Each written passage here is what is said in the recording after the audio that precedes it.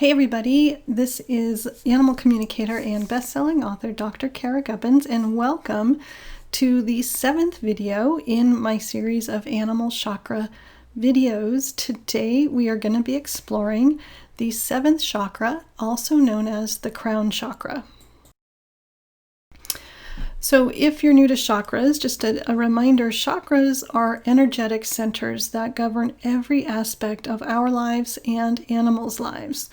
And each one is associated with a particular location on the body, a color, and a theme. So in this video, we're going to be looking at chakra number 7, which is also known as the crown chakra, because it's located at the crown of the head, the very top of the head. And the color of this chakra is violet, and the theme is divinity. So the 7th chakra is our connection to the divine. So let's go deeper into this chakra number 7.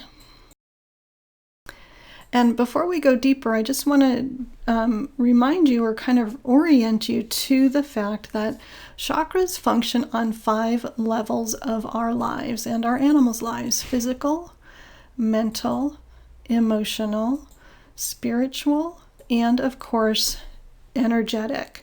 So all of these aspects of our lives are governed by the functioning, the energetic health, well-being, balance, and functioning of the chakras. And each chakra has variations. They have a theme, and all 5 of these aspects of our lives are part of that theme. It'll make more sense as we get into the 7th chakra here.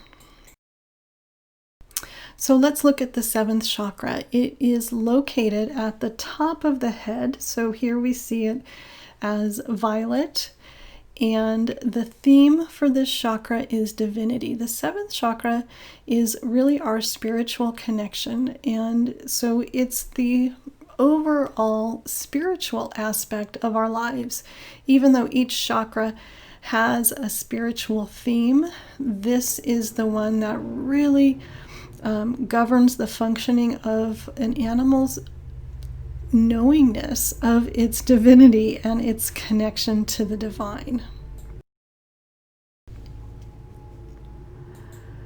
So physically, the 7th chakra governs the function of the brain, the nervous system, and the pineal gland. And so the pineal gland is part of the brain and it's included in there. So why did I single it out? Well, there's really cool research that shows in humans that the pineal gland is actually the seat of spiritual experience. And it's just a little teeny gland right there in the center of the brain. But it's been very clearly shown that in humans, this is the part of the brain that's responsible for our actual experience of our own divinity or our spirituality. And animals also have this gland, and so of course it functions the same way in all different species. So I just think it's super cool that here the 7th chakra is part of the function of it is to help our brains function, and that includes having a spiritual experience of the world. Now, on the mental level, the 7th chakra is really about wisdom, and so it's an animal's ability to learn from experience and develop wisdom, which is really information plus experience. So if you did an equation, wisdom would equal information plus experience. So knowing about something is not enough to gain wisdom. You actually have to go through the experience to gain the wisdom. And the 7th chakra is really about integrating the information as well as the experience. And when we do that, we have wisdom. Emotionally, the 7th chakra is where we experience our sense of purpose. And of course, the inverse is true as well. If we don't feel we have a sense of purpose, we feel anxious and worried and afraid to relax. It's very hard to trust. So some of the emotions that are associated with chakra 7 are these trust, worry, anxiety, fear, but also inspiration, confidence, sense of purpose. So there's a whole range of emotions that are associated with this chakra. And spiritually, this is the chakra of spiritual purpose. So each one of us, every individual being on the planet, has a sense of spiritual purpose, has a reason for being here. And the seventh chakra is all about recognizing and expressing and fulfilling that spiritual purpose. So being of service in the world, being part of something bigger than yourself, those are kind of general spiritual purposes. And then we can also have individual spiritual purposes as well. We're here to learn our own lessons as well as to help others learn their lessons, to experience love, to grow, to expand. This is kind of what every being on the planet is here for, to learn our lessons and to share our gifts. And this chakra governs that as well as our individual purpose and effectiveness in the world.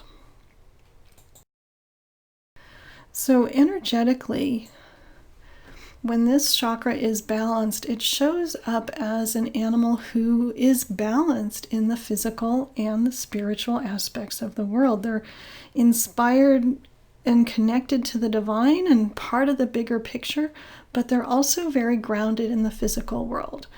So there's a sense of, divine purpose, but also being alive and being physical is really important. When this chakra is out of balance, there can be a sense that the physical doesn't really matter. I'm not really connected, and it can show up as spaciness, disconnect, and even depression. So having this sense of purpose and knowing that you're fulfilling it is important to humans as well as animals. And we are divine beings living in a physical world, and so we need to balance both aspects of our lives, the physical and the spiritual. And that's what the seventh chakra does. And when energetically that balance exists, it will also show up in every other aspect of our lives. If you suspect that an animal that you love is imbalanced in the seventh chakra area, one super cool way to support the rebalancing of that chakra is to explore and acknowledge the higher purpose of that animal in your life, as well as the higher purpose of you being in that animal's life. So it really goes both ways. We really need to understand and acknowledge the ways that we are supporting each other through living with each other, through giving our love, through taking physical care of each other, through just communing and being friends together, being loved ones.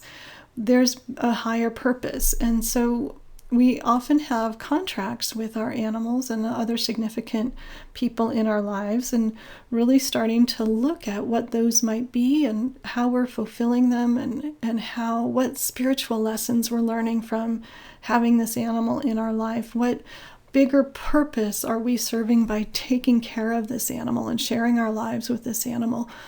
All of those things are going to strengthen and balance the seventh chakra for you and for the animal that you love. So I think just having the understanding of that this is an important aspect of our lives and our animals' lives helps us to start looking at ourselves and our animals in a different way. And the more you explore that and understand that, the more that gets played out on the energetic level, and it really allows that chakra to come into balance for you and for the animals that you love.